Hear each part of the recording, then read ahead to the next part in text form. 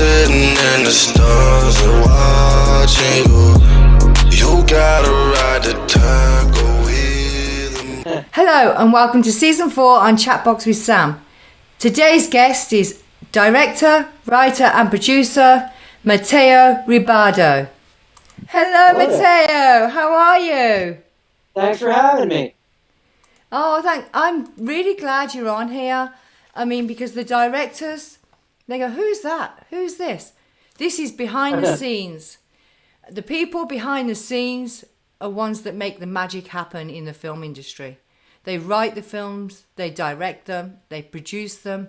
So Matteo is here today to tell you about the behind the scenes stuff. You're talking about your projects here. We have a few film projects you're working on. Paranormal 2021 and 2023. We have Broom Street Boys, and that was with the late John Hurd.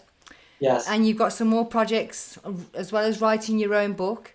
Matteo, you have the floor. Well, I started in this industry a long time ago as an actor in New York. And I made my way out to Los Angeles through a college degree internship. Mm-hmm. And I fell into writing and directing because my acting coach, Aaron Speiser, at the time, he was like, oh, you know what? You have a director's mind. You should look into doing something like that. And then I made my first short film that I wrote, directed, and acted, and produced. And it was a comedy, and we took it to Cannes, and it was there, and won Best Comedy in New York, so it was fun. And my first producing gig was Trial by Fire. I was working with my buddy in the fitness world, and he was training Janet Jackson, and he needed a video produced and directed. And so the next thing I know, I'm booking flights to Maui or Oahu rather, and we're shooting a fitness video, and we're writing it on the plane ride over, and so that was my first producing thing, and it was eye-opening on how much stuff you got to do. Right. And then over time, I've written, I would say, over 20 screenplays, and I write every day, and that's the way you get better as a writer. And some of it's crap, and some of it's really good, and some of it's still working.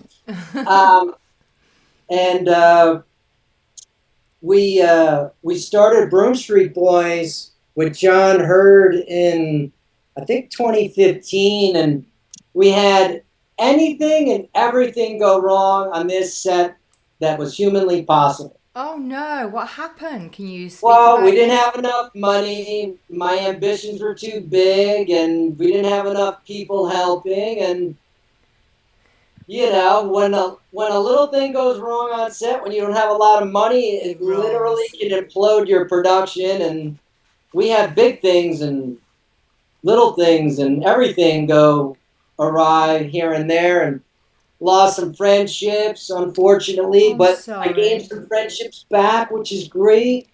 And we finished the movie.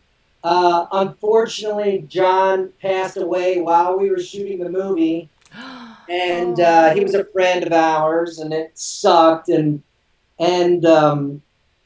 it really taught me, okay, this movie taught me so much about filmmaking, because when things go wrong, well, how do you pivot? How do you fix it? And so we had someone pass away, and so I had to rewrite the script and the story, and actors had quit and gave up on it, and so I had to retell a story, and I didn't have my lead in it anymore. So it's just What a shame. It's just one event after the other, you know. It's hard when you get one setback, but that many, especially when the lead passes away, there's nothing you can do about that. You know, you have a lead guy. We didn't have money for CG or anything like that, and so. But you know what? The finished movie's done.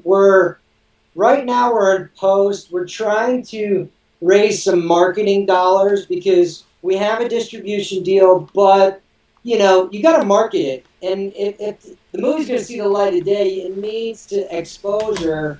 And something that I learned during this making of this movie, we ended up making another movie and called Beyond Paranormal that you were talking about.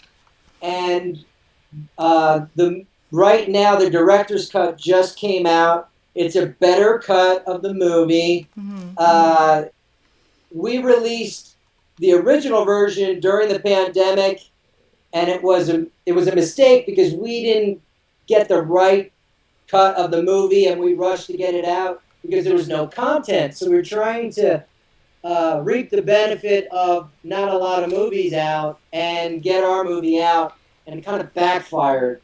Oh. And we also, it backfired with the marketing too. So this brings me back to the marketing of Broom Street Boys that I was discussing, that we need to have a specific marketing campaign for the movie. Now, we need about $35K in order to do that. Wow. Because I know how to market it. So we're raising money for that before we release it. But the movie's done, and the story is cohesive and it makes sense. I hope people like it. When it's all said and done, people don't care what happened behind the scenes. They're just like, this movie sucks, or this movie's great, or they don't realize the hard work that goes into it.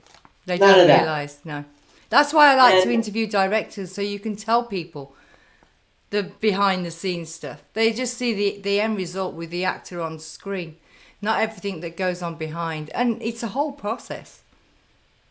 Not only is it a whole process, but when you release the movie, you didn't expect the pandemic to happen. No. You didn't, that sucked. Unforeseen stuff. And so I would say this to all the reviewers out there: when you're trashing a movie, just know that many people with blood, sweat, and tears went into a movie, and it'd be a little bit kinder and maybe offer positive suggestions rather than just throwing you under the bus. And rude critiques. Which many reviewers do. Mm-hmm. I will say this. I did listen to some of the reviewers with really great constructive criticism, and that's what the director's cut is now. It's actually a shorter movie, a better movie. Right. Even though the director's cut is usually the long-winded version, but we had to name it something. And so you can see it on Apple TV. You can rent it there. You can see it on all the streamers and rent it. I wish that Apple TV would give some love to some independent film. Yes. I'm on there all the time, and that's where I kind of rent movies from. And I noticed that there's always the same distributors getting the splash pages. Right. And I would implore them to venture out to other independents. Well, you know what it is when it comes to Netflix and Apple and Hulu. It's all about the money. Who's going to bring in the top dollar? Which is a shame, because the indie films and everything. There's so many great films out there, and TV series too. So, and I don't mind paying a few dollars, or, whatever, to watch a new movie. I mean, the things that I watch, it's not from A-listers. There's some really great productions out there, films, TV, and the actors, and they all put the work in. And the ones that you don't hear, usually there's films and stuff on there that people don't know about. They're really great stuff. You know what I mean? Great story behind it. And that's what it is, the story. Don't go for the actor, go for the story. That's what I think. The funny thing about the story of Beyond Paranormal, the director's cut, is that Patty, my other half, she was preparing for a horror movie. And, sometimes she gets method in her acting and works on her craft at home. And, I'm kind of like a little frightened, even though I write dark, weird crazy horror stuff, you know, Yeah. Ichabod Crane. I'm a scaredy cat. And so she comes home and she's working on her possession scene, and I'm like, "You're freaking me out right now," and I'm like, "You need to come over." It's not real. Right. And so I said to her, I said, This is Patricia Ray, by the way. "Yes, Her Patricia interview's Ray." coming out tomorrow, actually. Yeah, oh, awesome. And so Patty's working on her role, and I said to her, I'm like, don't start bringing crazy shit into this house, Ouija boards, because that shit attaches to things, and it's going to end up attaching to me. And Right. so that was kind of the precipice for me writing Beyond Paranormal, the director's cut, because that's the premise of the movie, really, is this actress who will do anything for fans decides to film her own possession, and her husband is a writer, and everything happens wrong to him in the story. Well, yeah, because So she's I probably hope everyone closed up. likes it. And then Broom Street Boys is a throwback to Mean Streets and Scorsese and Oh, awesome. Billy Freakin and the French Connection, or William Freakin. I don't know. We always give people nicknames from back east. Right. But anyway, the story is based on the last French Connection heroin theft, which happened in a police station, and this was all true. So what happens in the police world back then, when they made a big bust, they would brag about it to, you know, promote the police department. And so they would take the evidence across the United States, all this heroin, right, from the French Connection bust. And in the evidence room at the police station in Broom Street, they noticed flower bugs were crawling out of the evidence. And they're like, what the hell? And the heroin, or used to be heroin, was now cornstarch or flour, and that's why bugs were crawling out of it. And Oh. so I wrote a fictional story about the last heroin that was stolen from Broom Street, and the savory It guys. was based on a true story. I did read that. Yeah, and it takes place during the crack era, in the 80s. And we had our theme song, Broom Street Boys, was written by Kwame Holland, and he was a hip hop star during that time, and he's now a great producer, and he was so gracious to lend us his lyrics and song, and I have to say, talking about getting emotional about stuff, I'm on a hike, and I don't know how this movie's ever gonna get finished, and Kwame was so nice to help us, and he sent me the theme song of the movie, and I'm crying at Griffith Park on a hike because someone did something so selfless for us, and it was brilliant. And so, if Kwame ever catches this video, kudos to him, and thank you so much. And Music is very powerful in a film.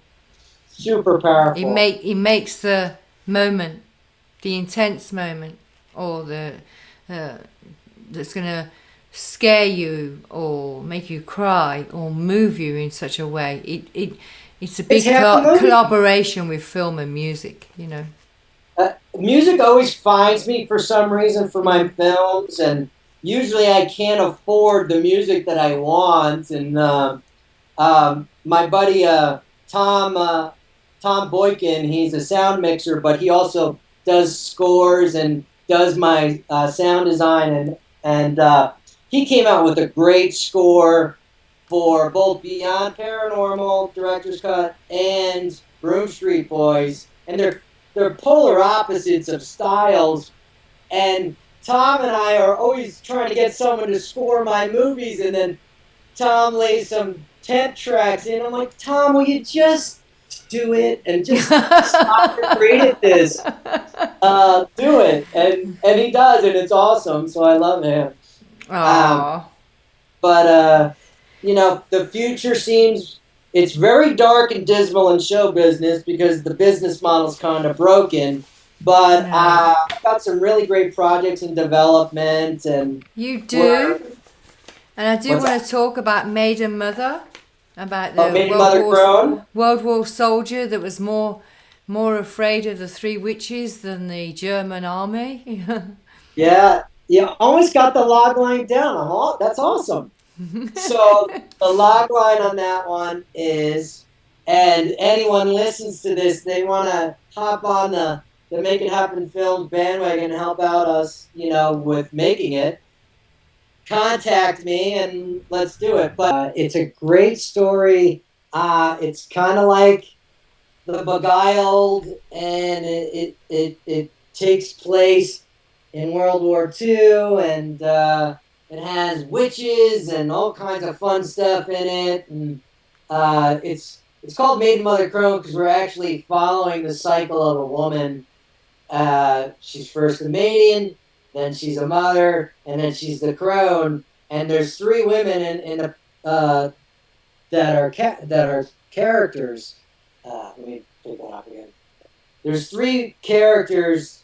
The maiden, she wants to become the mother. The mother wants to stay the mother, and then the crone, she wants to die so she can become the maiden. And so you've got this guy that has been thrown into this house full of witches, and now he's got to contend with each of them wanting something from him. Right. And it's a lot of fun, and there's much more to that, but I don't really want to share much more. Yeah, sharing isn't always caring, especially if people are listening and think that's a good idea. I'm going to do that. Yeah. And here's the thing. I'm going to say this to all of you out there. If you take any of my stuff and you don't ask my permission, you will be cursed. It will happen. We'll have the Sicilian curse on you. And an Irish one from me. Yes. A lot of my stories are female driven for whatever reason. I know that's trending and stuff, or that's what the norm has become. But I've always written that way, and I'd love to see some of these movies that I've developed over the years come to fruition, because I think with the right budget, you can actually see what I can do, and I believe in myself, and I just hope that I can get someone to champion me in a way and help me get to the next level. And so, if you could pick 3 female leads of your choice for this film, who would you pick? Okay, so the maiden, what's her name? I think Sadie Sink would be great for the maiden. And there's another one, I'll think of it. The mother, like Vera Farmiga, is perfect. Or Catherine Winnick? Yeah, and she's from Vikings. And then the crone, Helen Mirren. All praise Helen Mirren. She's awesome. Right. She'd be great. I think that... what about the male lead? Who would you choose for the male lead? Harry Styles would be awesome. It's perfect. Jeremy Allen White is another guy. Right. That would be awesome for the soldier. I just think that they're grounded and viscerally moved in front of the camera, and I think that's what you want from your soldier. You want to feel what he's feeling, and I think those 2 actors do a great job. Right. I've got a laundry list of actors for those roles. There's a lot of good ones out there for sure. I know, it's just getting the funding, because they come at a price. They all come at a price, and I'd love to have the money to pay them, because you know what? It's great to make a movie. It's also great greater to make a movie with a pro. Right. Like someone that knows what they're doing in front of the camera. And I have to say, the best of the best, they are so easy to work with. I'm a Oh, creative really? person. I want to work with love and Yeah. creativity. You just got to get the right actors. I know a lot of actors, and so does Patricia. You have to Yes. get you have to just see who puts their heart into their work. You can tell. You can tell the actors that do that and the actors that don't just by watching their reels, I think, and past things that they've done. But it is hard. You have to get a darn good pitch deck, and then a good line producer. See, I know my stuff, huh? Yeah. Now you just got to find me an investor and we're in business. I know. Hey, darling, if I could find an investor.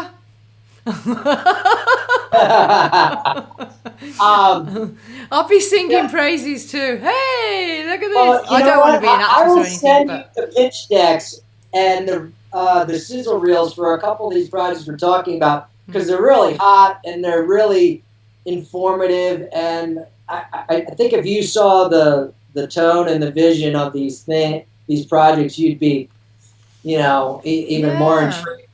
So let's talk about Sunday Dinner, an Italian-American comedy. Who doesn't Okay. love a comedy, huh? Exactly. Who doesn't love a comedy? I know, with the Italians because all at the table, and the bread, and the pasta, and the everything else. Except for the Sunday Dinner. prosciutto and the braciole and the lasagna, Yes. antipasto.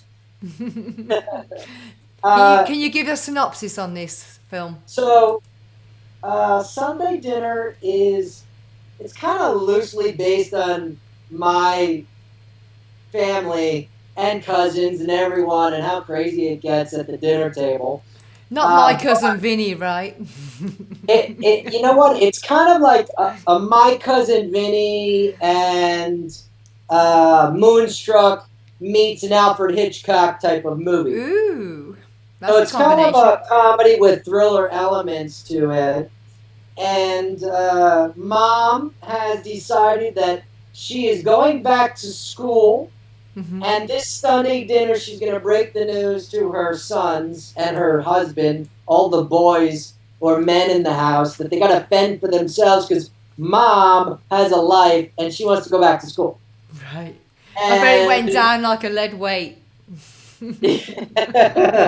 Yeah, exactly. What?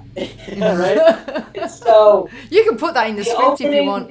In the opening frame of the story, Uncle Leo, the annoying Uncle Leo, is staying with them, and he accidentally dies in the opening frame. And just like a Hitchcock movie, Mom has to hide the body because she's got company coming over, right?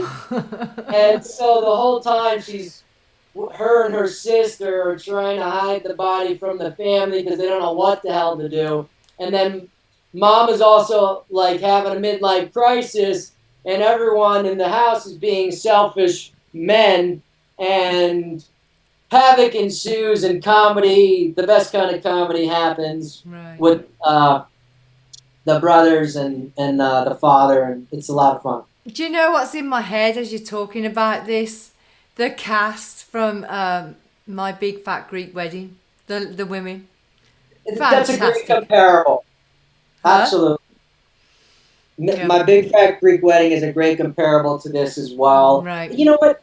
The great thing about comedy and like about families, no matter where you come from, whether you're Irish, Italian, if you're African American, or a different culture, from the South or England or wherever, is that being Asian culture, we all know what getting that family guilt is about, whether it's Catholic guilt, Jewish guilt, whatever kind of guilt that's being thrown at you for not doing what you're supposed to do in life, or the dynamics of the brothers or siblings. That's universal. And so with this kind of movie, anyone can watch it and find humor and see themselves in it.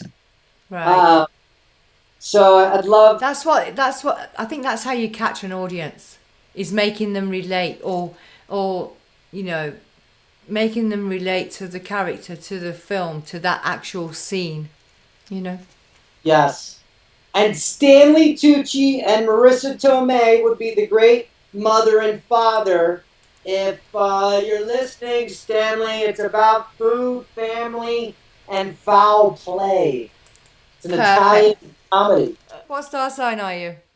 I'm a Sagittarius. Me too! You're a Yeah. Sagittarius, so on the way home you want to go out and enjoy yourself, and then you get home and put on your PJs. Fire sign. I'm a bright star in the nighttime.